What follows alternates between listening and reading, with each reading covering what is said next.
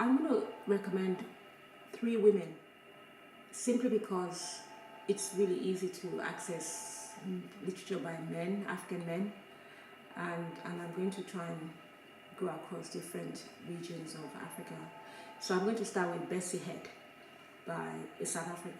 Bessie Head was a South African writer who left the country to move to Botswana because of the apartheid system, which denied her humanity. And the book I'm going to recommend is A Question of Power. It is not an easy book, but it's an important book. And I'm recommending it today because there's so much instability in our world and so much dissonance in the world today that a lot of us are lost. And what you have, and there's a lot of mental health issues in the world. And what you have in Bessie Head is a text that, for the first time for me, inviting us to look at what happens when the force of racism, sexism, colonialism intersect to make a person unwell, and what that does to the mental well-being of an individual. But she does it with such stunning beauty. You are forced to enter her own insane world and to enter the world of what it means to lose power, to lose power, but also to see how power affects a human being in the most horrific manner.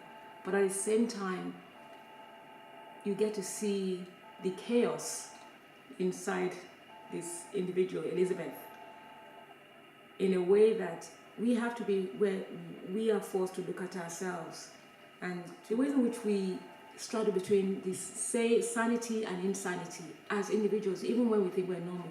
So I would first of all recommend that. It's something that I think everyone should read. If you're going to read a writer from that period, you must read Bessie Head's A Question of Power, and then you can lead on to our other writings.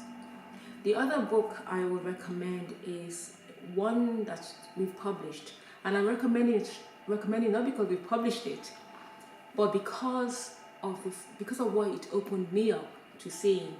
It's a very short book called Like a Meal Bringing Ice Cream to the Sun by Sarah Ladepo Manyika.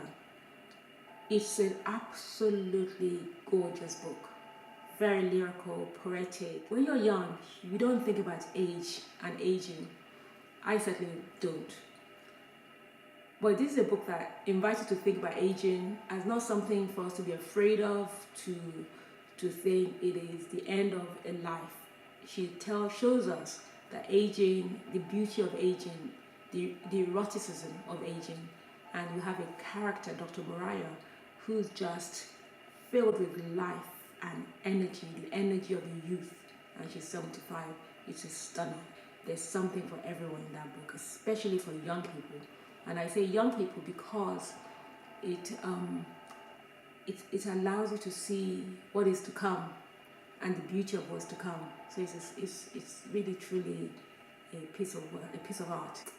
I'm gonna go to Senegal, and this is a book by the book is by Mariam Abba. It's So Long a Letter. So Long a Letter is an absolutely gorgeous, amazing book. It is a book that depicts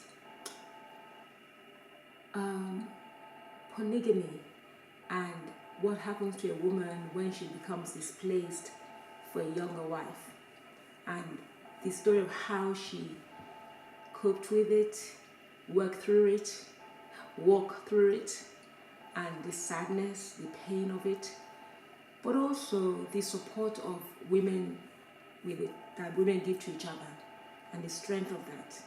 It's a book that I think all of us, we need to read because it provides you with an entry point of thinking about Africa or Senegalese society at the point where tradition and modernity and the struggle between the two, when that they're coming together, and how they come together, and the challenges of the two coming together. I think it's a book that I never get tired of reading, and I would say, please go and read It's So Long, the Letter by Bessie Heads, A Question of Power, and the second is Sarah Ladikwa Manyika, Like a Mule Bringing Ice Cream to the Sun, and Mariam Abbas, So Long, the Letter.